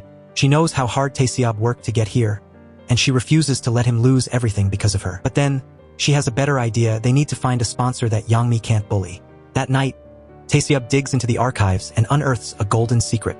It turns out Yangmi has a powerful ex-husband who runs a massive commercial empire of his own, a man with enough juice to go toe-to-toe with the WR group. Taesiob secures a meeting with him on a luxury yacht. Using his legendary silver tongue, Taesiob makes a brilliant pitch. He talks about how they are both self-made men who started from nothing, unlike the noble bloodlines they are fighting. It works. The ex-husband, who hates Yangmi more than anyone, agrees to bankroll Taesiob's rise to power. While Taesiob is securing his future, Yangmi is seeking guidance from the divine. She's at a remote, secluded temple, talking to a famous feng shui master and shaman. She vents about the storms of her life, claiming she just wants to retire, but not before she crowns the next president. She's already scouting a legendary estate owned by a man named Gukwan, a location said to have the perfect energy to produce a world leader. This politician, Gukwan, is currently the frontrunner for the presidency. However, the shaman drops a chilling warning. She tells Yangmi that even though the man has the momentum, his ancestors were lacking in virtue. Because of his family's dark past, his luck might be a house of cards, and the final result of the election is anything but certain. Yangmi is a woman who plays for keeps. Her philosophy is simple. If she can't have what she wants, she'll burn everything to the ground just to make sure no one else gets it either. To guarantee her candidate Gukwan wins the presidency, the shaman suggests a dark supernatural move, placing a tiger cub charm. This voodoo-like ritual is designed to literally sever the luck of all other candidates, clearing a path for Gukwan to seize power. Meanwhile, with her career in limbo, Sanga is taking her frustrations out on a punching bag at a boxing gym. Her assistant rushes in with good news. The production company she's been eyeing is asking her to come in for a casting call. But there's a catch. It's because Yangmi personally reached out to give her a chance. Sanga freezes. She knows exactly what this is. A trap. Yangmi doesn't give gifts. She wants Sanga to crawl back and beg for a role on her hands and knees. Her manager pleads with her to swallow her pride, reminding her of how hard she fought to escape poverty and reach the A-list. He warns her that this might be her one and only shot to ever stand in the spotlight again. Yangmi, back in her element, is celebrating her power by throwing a literal tantrum, smashing things around her room just because she can. Sanga tries to reach out to her for a meeting, but Yangmi reads the messages and intentionally ignores them. Sanga is left waiting at a shop for hours, until the staff eventually kicks her out at closing time. It's a calculated, cold-blooded humiliation. That same night, on a luxury yacht, Tae-seob is having a drink with the billionaire investor, Jang, Yangmi's ex-husband. Jang opens up about his past, admitting that Yangmi was so intoxicating and seductive that her betrayal actually fueled his drive to become the titan he is today. When he asks Tae-seob about his own marriage, Tae-seob tries to dodge the question, but Jang cuts through the small talk with a bombshell. He reveals that dozens of people have begged him for money, and he's rejected them all. The only reason he's investing in Tae-seob is Sanga. Turns out Sanga was his first love. He confesses that after Yangmi dumped him, he was broken for a long time, but watching Sanga on the big screen was the only thing that brought his manhood back to life. Then, Jang drops an indecent proposal that turns Tae-seob's world upside down. Lend me Sanga for one night. Tae-seob loses it and tries to swing at the billionaire, but Jang's security team is too fast. They beat Tae-seob down and shove his face into a toilet. It's a brutal reality check, reminding him that in this world, he's just a dog on a leash. Tae-seob eventually staggers out of the bathroom, looking like a total wreck, and walks back to Jang. In a desperate move to save the deal, he makes a shocking claim. Our marriage is sexless anyway. Satisfied by this betrayal of his own wife's dignity, Jang smiles. Driven by a mix of alcohol and pure desperation, Tae-seob goes to extreme lengths to entertain his new master, even climbing the yacht's poles and putting on a wild, humiliating performance to seal the investment. He's officially sold his soul. While Tae-seob is debasing himself, Sanga gets a shock of her own. She sees a new movie poster for the project she wanted. The lead actress isn't her, it's Jong-won, the spy-turned-actress. Jong-won is being marketed as a monster rookie because her acting was so good it even convinced the cold-hearted Yangmi. Sanga is left in a daze, wondering what her little lover is really up to. The next morning, the office is in an uproar when Sanga shows up to confront Tae-seob. They head into his private office to discuss Jong-won's sudden rise to stardom. Tae-seob reveals a horrifying truth. Yangmi was the one who orchestrated the meeting with her ex-husband Jang. She's playing everyone like a fiddle to make sure Gukwan becomes president. Tae-seob asks the million-dollar question. Why is Jong-won, a woman with a criminal record, the star of a major movie? Yangmi doesn't give a straight answer. She just lets him guess. But she leaves him with a chilling ultimatum. If he doesn't play along with her political games, he can kiss Sanga's career goodbye forever. Tae-seob is backed into a corner, desperately trying to find a way to protect his wife without losing the power he's sacrificed everything to gain. Sanga decides it's time to stop fighting and start playing. She chooses to take the bait, hoping that reviving her superstar status will provide the ultimate fuel for her husband's election campaign. But dealing with a snake like Yangmi is never easy. Sanga tries to schedule a meeting over and over, but Yangmi keeps her hanging, playing a sadistic game of cat and mouse. Realizing she needs to let herself be caught to get what she wants, Sanga finally corners Yangmi in the most unlikely of places, a public restroom. The atmosphere is thick with tension as Sanga walks in on the powerful mogul casually using the facilities. The two women waste no time, immediately trading sharp insults and bitter jabs. But Sanga has a goal. She stands her ground and demands, "Give me my movie projects back and restore my image." Yangmi isn't easily swayed and fires back with a vengeance. After a heated shouting match, Yangmi drops a humiliating challenge. In a move designed to break Sanga's pride, she forces the former A-lister to perform a literal dirty task, reaching into a clogged drain to retrieve something for her. Sanga swallows her dignity, holds her breath, and does it. Satisfied by this display of total submission, Yangmi finally agrees to the deal. The pact is made. Sanga gets her career back, and in exchange, Yangmi gets a leash on Tae-seob. Almost overnight, Sanga is back on set, looking like a literal goddess descended from heaven. Her new commercial drops, and her beauty is so blinding it leaves the nation in awe. Taesiob's sister is over the moon, watching her sister-in-law's face everywhere and seeing her brother finally taking the lead in the political polls. While out on the campaign trail, Taeseob receives a threatening call from Yangmi, demanding he show his face. But Taeseob is a different man now. He doesn't flinch. Instead, he steps onto the podium with Sang-ah by his side, looking like the ultimate power couple. He delivers a speech filled with charisma and false sincerity, and when the couple holds hands in front of the cheering crowd, they look like the picture of perfect happiness. That evening, the masks slip as they share a drink in private. They both know this is the fate they've chosen to carry. Even though Sang-ah is visibly trembling with anxiety, Taeseob grips her hand tightly in front of the public eye to show their united front. Watching them from a distance, hidden inside a car, is Yangmi. She watches the happy couple and lets out a dark, predatory smile. She's got them exactly where she wants them. Meanwhile, at the conglomerate's headquarters, the bored heir Jang Yuk-hae is lounging around until he gets a text from Taeseob. It's a secret video of Yangmi golfing with a mysterious figure. Jang Yuk-hae is dying to know more, but he refuses to call first, knowing that in the game of power, the first one to call is the loser. But soon, they are face to face. In a complete 180, Jang Yuk-hae is now acting like a disciplined puppy in front of Taeseob. Taeseob drops the nuclear bomb of evidence. Yangmi has been embezzling massive amounts of money from movie production budgets. She reported costs of 30 billion won but only spent 10 billion. Where did the other 20 billion go? Directly into a secret slush fund for Guk-won, Taeseob's main political rival. Taeseob realizes this is the weapon that will end the war. He flatters Jang Yuk-hae, massaging his shoulders and playing his ego like a piano. It works. Jang Yuk-hae immediately fires up his supercar and drives Taeseob to meet a powerful ally, an old enemy of the rival candidate, Guk-won. When this new ally sees the data Taeseob has collected, he's stunned. A deal is struck between the three men to take down Guk-won and Yangmi together. As the night deepens, Taeseob meets with an old acquaintance, someone who knows how to handle the dirty work. Taeseob hands over a business card and a mission. The man understands the assignment perfectly and disappears into the night to execute the final phase of Taeseob's master plan. The first target in Taeseob's new war is a man named Choi, a high-ranking member of the Creative Party. When three strangers, Taeseob's associates, suddenly corner him, Choi is visibly shaken. Realizing they are connected to the prosecution, he's forced to sit for an interrogation. But Choi is a veteran of the game. He stays defiant, smugly telling them, "Do whatever you want. You'll never catch me." Just then, a phone call rings out like a death knell. Choi's secrets have already been leaked. Panicked, he tries to call his boss, Guk-won, the moment he leaves the room. But Taeseob is already there, waiting in the shadows. They sit in a cafe, no drinks, just cold psychological warfare. Taeseob lays it out. When Guk-won becomes president, he's going to clean house. He'll get rid of every lackey who knows too much, including you. Taeseob leans in, letting the pressure build. But Choi stays sharp and refuses to flip. Taeseob doesn't push further. He simply walks out.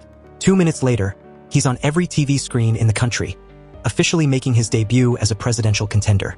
While Taeseob plays the political game, Sang-ah is back on set for the table read of her new film. She's sitting in her designated seat, eyes locked on the empty chair across from her, the seat reserved for her former lover and current rival, Jong-won. And then, Jong-won makes her entrance. Dressed in a lethal red outfit, she sits down across from Sang-ah. They look at each other like total strangers, two predators masking their history behind professional smiles. That evening, the two stars are scheduled for a private dinner. Sang-ah tries to break the ice, asking her if she's been doing well. She pours a glass of wine for each of them, but her heart sinks when Jong-won addresses her formally as senior. The intimacy they once shared is gone. Jong-won downs her drink in one go, a silent act of defiance. Sang-ah is suspicious. She knows Jong-won is working with Yangmi, and she wonders if that's the only reason her own career was resurrected. She remembers reading the files on Jong-won's murder case and realizes how dangerous the girl really is. Jong-won doesn't play coy. She slams her glass down and asks point-blank, "Are you planning to frame me and throw me away like you did to Park 7 years ago?" The tension is suffocating, but they are interrupted before Sang-ah can answer. Later, the two beauties are back on set, sitting side by side in the makeup room. But the scene they are about to film isn't just any scene. It's an intimate bed scene. As the cameras roll, Jong-won takes the lead, kissing Sang-ah with an intensity that feels all too real. Clothes are tossed aside, and for a moment, the set disappears. But suddenly, the passion turns to violence. Jong-won snaps, grabbing Sang-ah by the throat and pinning her down. She even pulls a knife, the blade glinting under the studio lights. Watching the monitor with a twisted sense of satisfaction is Yangmi. She sits there like a queen watching a gladiator match. Tae-seob arrives on set and ignores Yang-mi's greeting, rushing straight to Sang-ah to check if she's okay. In a masterclass of deception, Tae-seob and Jong-won pretend to meet for the very first time, even though they've worked together on 100 dirty jobs. After the introductions, Tae-seob pulls Yang-mi aside. Neither of them is willing to back down, trading verbal daggers. Sang-ah watches from the shadows as Yang-mi tries to drive a wedge between the husband and wife with her poisonous words. But Tae-seob remains unshakable. Returning home, Sang-ah finds Jong-won waiting for her. But instead of a knife, Jong-won holds out an invitation. Let's go for a drink. While the women are out, Tae-seob is celebrating with the Democratic Party. The atmosphere is electric. For the first time in 30 years, the Democratic Party has pulled off an impossible victory. Tae-seob won his seat by a razor-thin margin, just 1% over his rival. But in the middle of the cheers and the champagne, Tae-seob's phone rings. The man on the phone is the same associate who used to work side by side with Jong-won. Hearing this guy's smug threats, Tae-seob loses his cool and lets out a string of curses. Meanwhile, the two women, Sang-ah and Jong-won, are locked in a room together with a bottle of straight, high-proof liquor between them. Before Jong-won can even take a sip, Sang-ah cuts to the chase. What exactly is your relationship with Tae-seob? For Sang-ah, getting this off her chest feels like a massive weight has been lifted. Now, Sang-ah finally answers the question Jong-won asked earlier that night. She explains that unlike her history with the man named Park, her feelings for Jong-won were always real. In her mind, Park was a loose cannon who chose to stir up trouble the moment he got out of prison. His death was well-deserved. Hearing this confession, Jong-won feels a knot in her heart finally loosen. She lets out a small, relieved smile. As they drink, Jong-won looks back at the truth. She admits that back then, she wanted to kill Park herself. Just hearing this, Sang-ah is so freaked out she has to run to the bathroom to compose herself. In a flashback, we see the moment Jong-won opened the door 7 years ago, only to find Park's lifeless body in the bathtub. She was in a daze, but as she walked out, she deliberately showed her face to the cameras. She wanted to be caught. She chose to take the fall for the murder just to protect Sang-ah. But the past is never truly buried. On her way down the stairs that day, she spotted a man from her past. She chased him, but she walked right into a trap. With one swift strike of a club, he took her down. When he searched her phone, all he found were hundreds of photos of Sang-ah. The man behind the ambush was Choi. He didn't care about her screams.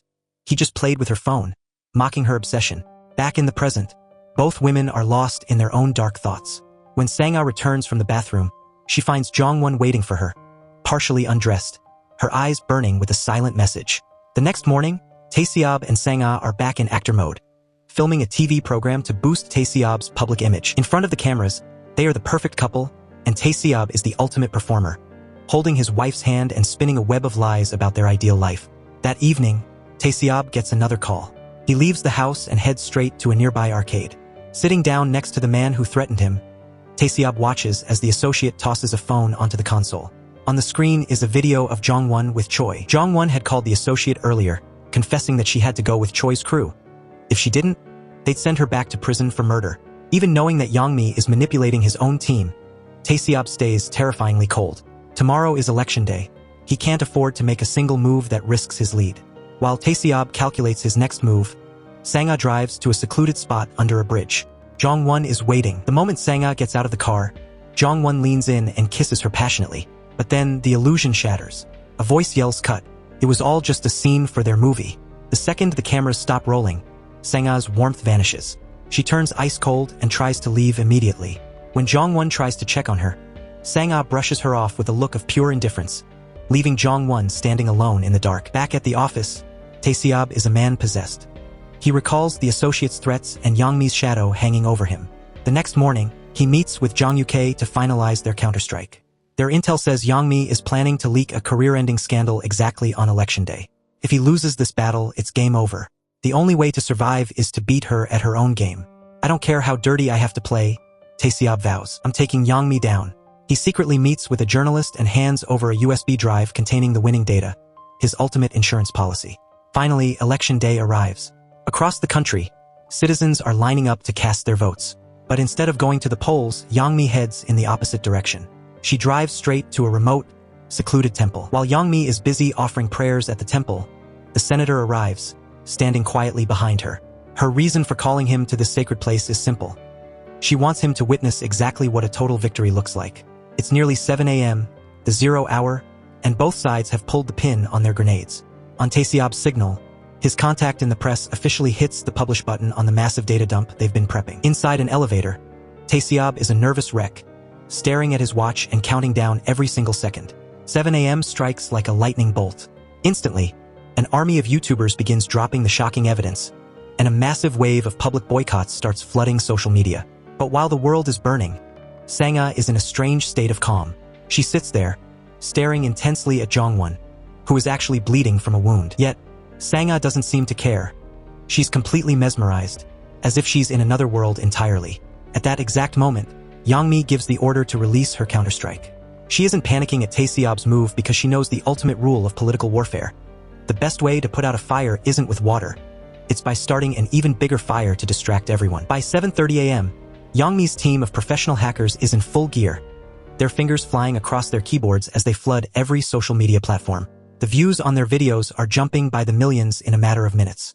Watching the numbers skyrocket, Yang-mi lets out a triumphant laugh she can't even suppress. She's won. Back at his office, Taseob is still in the dark about how badly he's been hit. He's actually sitting there, practicing his victory speech, completely unaware of the digital massacre happening outside. But then, he finally checks his feed. YouTube isn't talking about his hero of justice data anymore. Instead, the entire internet is flooded with a leaked clip of his wife, Sang-ah. Seeing the footage of his wife, appearing in a provocative or compromising light, Taseob is left absolutely speechless. The video of Sang-ah has officially gone viral, spreading across every social media platform like a wildfire. But here's the most twisted part. Sang-ah had no idea she was being filmed. It turns out the leak was a cold-blooded betrayal by Jong-won. Yang-mi had bribed her to set the whole thing up. We flash back to that night in the hotel room. Jong-won didn't just invite Sang-ah for a drink. She drugged her. With Sang-ah completely out of it and losing control, Jong-won filmed the two of them together in bed, creating the suggestive footage that is now destroying their lives. Taseob is in a state of pure panic. He tries everything to push his political data back to the top of the feed, but it's a losing battle. In the world of viral media, a sex scandal beats a corruption report every single time. One by one, his allies from journalists to powerful senators abandon him. No one is willing to touch him now. He has become radioactive. Faced with the total collapse of his dreams, Taseob finally snaps. He goes full mad dog, flipping his desk and screaming in a hollow, broken rage. Meanwhile, the henchman Choi is busy cleaning up the mess. Before he leaves, he gives Taseob a smug, triumphant smile, a literal slap in the face to his dead-end political career. Taseob is left sitting in the rubble of his office, staring into the abyss. On the other side of town, the vibe couldn't be more different. Yang-mi and the senator are celebrating with expensive wine. They know better than anyone that a sex scandal is the ultimate kill shot for a public figure. They toast to their victory while Taseob's world continues to get darker. Even the director, who was once his partner, pulls a total 180. He calls in Taseob's debts, turning his investment into a massive personal loan. To drive the point home, he even sends a group of thugs to give Taseob a brutal, bloody beating. To wrap up the loose ends, Choi meets with Jong-won. He hands her a one-way plane ticket and tells her to vanish. But Jong-won isn't scared of him. She looks him in the eye and delivers a chilling threat of her own. Little do they know, Sang-ah's assistant is hiding nearby, recording every word. He calls Sang-ah to tell her, but she is already a shell of a person, unable to process anything. When Taseob finally stumbles home, his face is bruised and bloodied. Sang-ah tries to explain, crying that Jong-won drugged her and she lost control. But Taseob isn't interested in the truth. He looks at her with pure disgust and locks himself in his room, leaving her alone in the dark. Sang-ah can't take the silence. She bursts into the room and confronts him. Do you only care about yourself? What about my feelings? What about what I'm going through? She is sobbing, begging for a single word of comfort. But Taseob's response is a wave of pure, unfiltered fury. He slams his briefcase down and pins her against the wall, shouting right in her face. I've been the one holding everything together, and this is what you say to me? In a toxic, desperate moment, he forcefully kisses her, completely ignoring the fact that her feet are bleeding from the broken glass on the floor. Disgusted with everything, Taseob leaves her crying in the room. Moments later, Sang-ah notices a flickering red light outside. A drone is hovering right outside her window, its camera lens pointing directly at her. Panicked and humiliated, she lunges for the curtains to hide herself from the prying eyes of the world. Taseob, meanwhile, is in an elevator when he sees a student watching the scandal video on his phone. He walks out into a world that is now mocking him. He heads straight to the Creative Party headquarters and drops to his knees, begging the leaders for mercy. But the men in power don't have any. They don't even look at him. They just hand him an official notice of expulsion and walk away. With nowhere left to turn, Taeseob holds a public press conference to issue a tearful apology to the nation. Sang-ah watches the broadcast with a dead, hollow expression. But the second the news cycle flips to a picture of Jong-won, Sang-ah's rage returns. She picks up her tablet and smashes it against the floor, screaming in a fit of animalistic fury. Just as Sang-ah reaches her lowest point, the doorbell rings. Outside is the last person she expects to see, Taeseob's older sister, and like a pack of starving vultures, a mob of paparazzi is right behind her, shoving cameras in her face. The sister-in-law screams her way through the crowd and bursts into the house. Seeing Sang-ah in a heap, she doesn't start shouting. Instead, she silently bandages Sang-ah's wounds. You'd expect her to come here to judge or curse her, but she's actually there because she's worried. In her eyes, Sang-ah is just as much a victim as anyone else, and the girl needs someone to care for her. Even though her words are still sharp and stinging, the sister-in-law makes one thing clear. Sang-ah doesn't get to take the easy way out. You stay alive and you pay for what you've done, you hear me? No thinking about doing anything stupid. She then pulls out a thermos and starts serving up a simple meal of fish soup and white rice.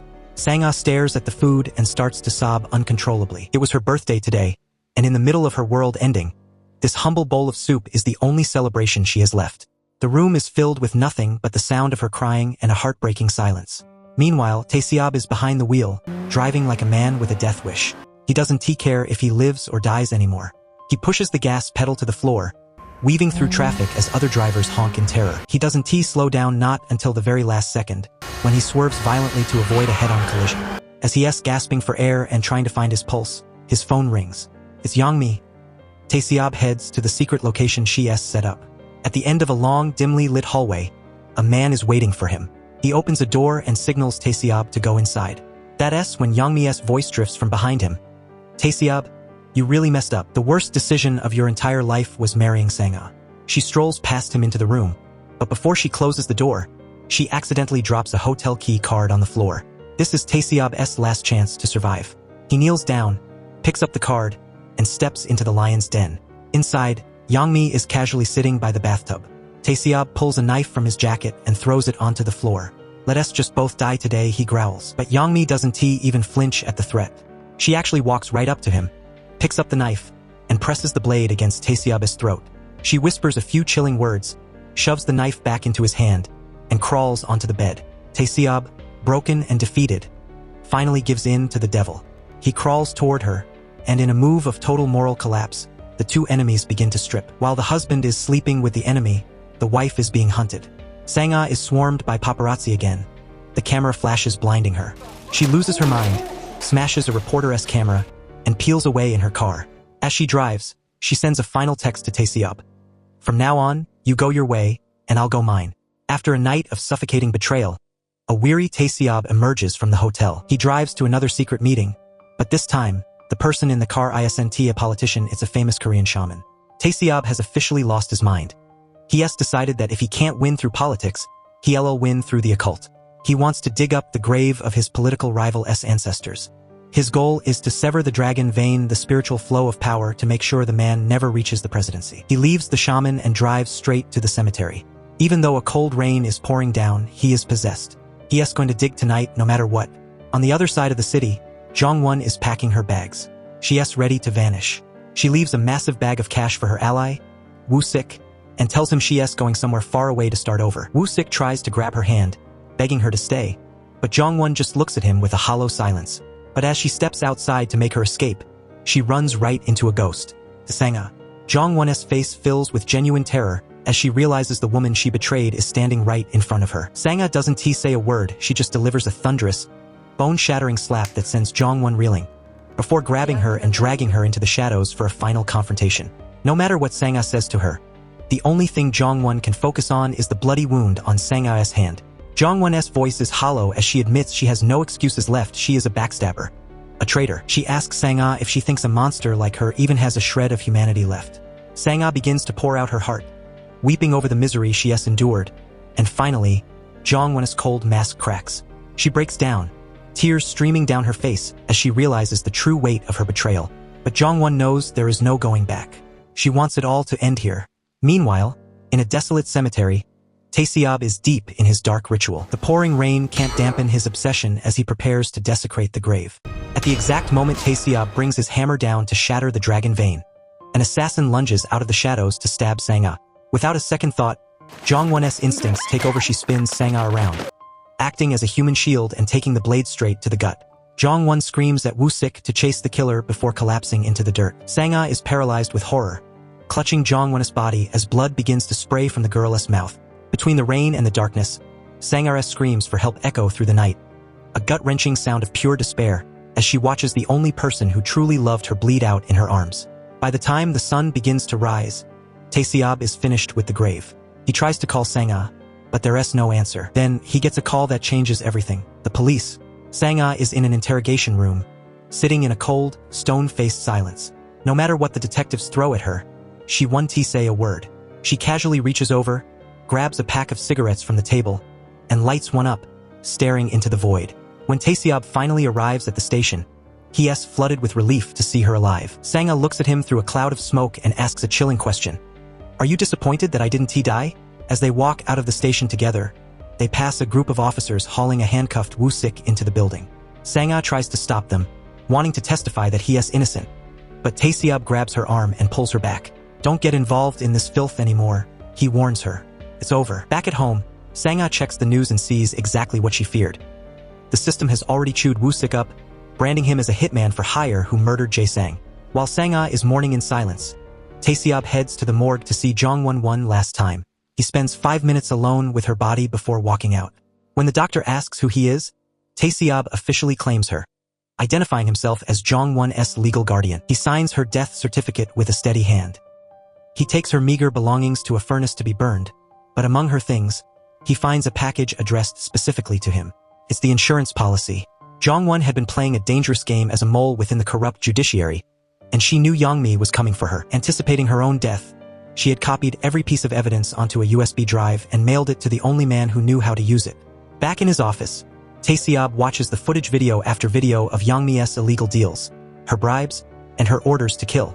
Armed with the ultimate weapon, Taeseob marches straight to Yongmi and slams the USB drive onto her desk. It contains everything: the phone recordings, the photos of her payoffs, the proof that she is the puppet master. Yongmi is stunned.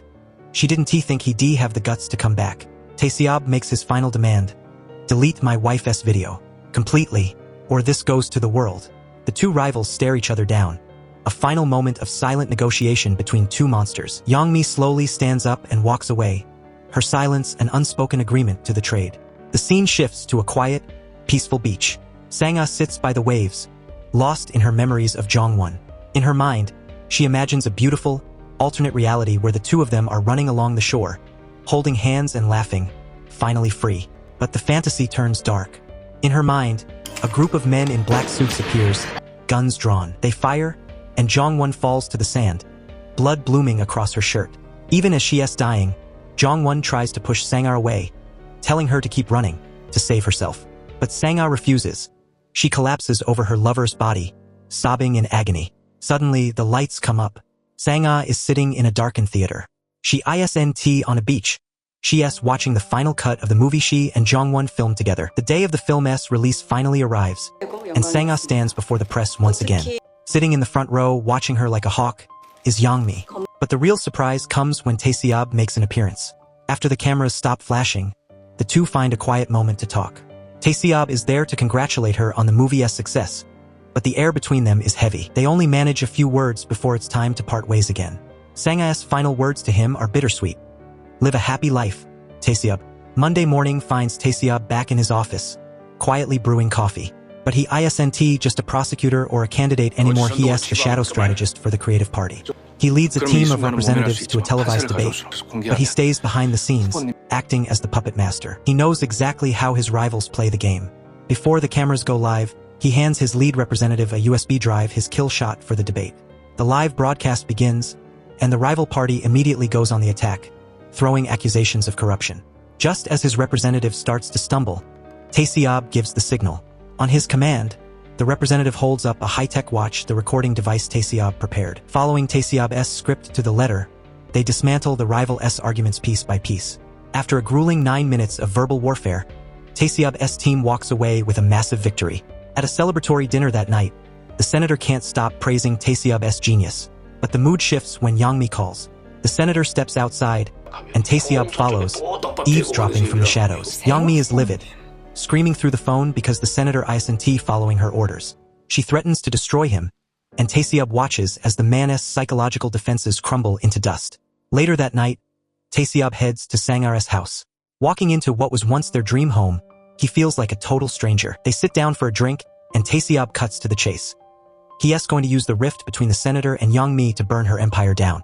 He admits that part of him just wanted an excuse to see his wife again, and Sang-a doesn't hide her feelings either. She reveals that she, too, has been working on a plan to take Yang-mi out.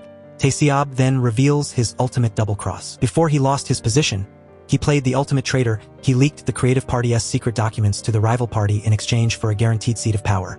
Even better, the evidence he originally gave Yang-mi was doctored. Before her death, Jong-won had left him proof that Yang-mi was the one who ordered the hit. Not to be outdone, Sang-a pulls out a small notebook. This isn't just a diary. It's a 10-year record of every crime and secret she has witnessed in the industry. It's a suicide mission to leak it, but at this point, the couple has absolutely nothing left to lose. Sang-a decides to go for the jugular. She tracks down the director who previously forced Taeseob into massive debt. Instead of begging for mercy, she blackmails him. She reveals she has enough evidence to send his son to prison for life. She isn't just a victim anymore, she is building her own underground empire by manipulating the most powerful men in the city. Meanwhile, Taeseob is back in the trenches with a team of elite hackers. He hears that the creative party is about to leak information that could hurt his secret allies, so he works through the night to restore a deleted video. Taeseob is ready to strike, but the results on his screen make him slam his desk in frustration. Turns out Sang-a was one step ahead of him. She took the incriminating video directly to the bureau chief, using it as a nuclear option to force his hand. Under the crushing weight of her blackmail, the chief has no choice but to fold. By the next morning, the scandal surrounding the WR group had exploded across every social media platform in the country. As part of her secret deal, Sang-a walks away with a cool $2 million in cash. Meanwhile, Taeseob isn't wasting a single second. He uses the chaos to drive a wedge between Senator Sun and Yang-mi. He doesn't play games anymore, telling the senator point-blank, "Drop Yang-mi and choose me."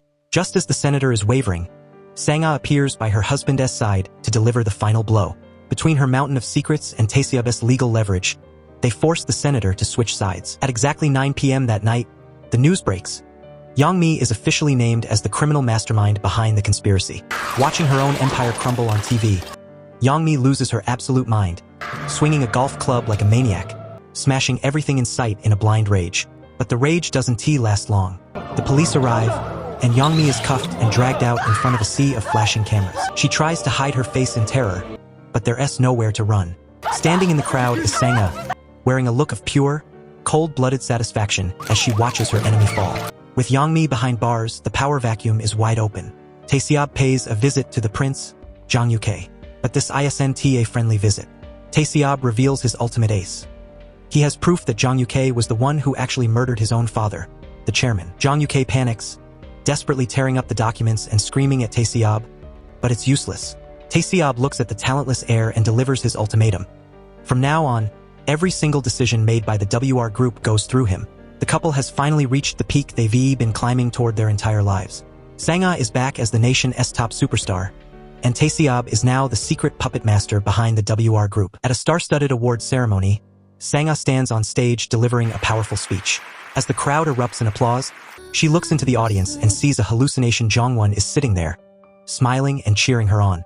Despite all the blood on her hands, Sang-a can't help but tear up as she remembers the only person who truly understood her. Taeseob's ambition hasn't slowed down either. He sets his sights on becoming the president's senior advisor. He hands Senator Sun, now the president-elect, a script he wrote himself.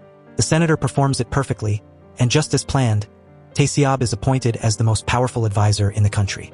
But just as they reach the absolute top, the ground starts to shift. A news report flashes. The old chairman has miraculously woken up from his coma and is reclaiming control of the WR group. Even worse, Sang-a gets a call from prison. It's Yang-mi. Even behind bars, she is still as arrogant as ever, telling Sang-a that her release date is coming up and she is coming for revenge. Taeseob returns home to find Sang-a missing. He searches the house and finds her collapsed in the bathroom, surrounded by a pile of pills. Thinking his wife is back on drugs and desperate to protect their perfect image, Taesiab panics. He scoops up the pills and flushes them down the toilet to destroy the evidence. The sound of the rushing water wakes Sangha up. Taesiab breaks down, tears streaming down his face as he sees his wife open her eyes. They help each other up, two broken people held together by a web of lies. They walk out of the house together, hand in hand, stepping into the blinding light of 100 camera flashes. They look like the ultimate power couple, standing at the peak of the world. Thanks for watching the full recap of this epic thriller.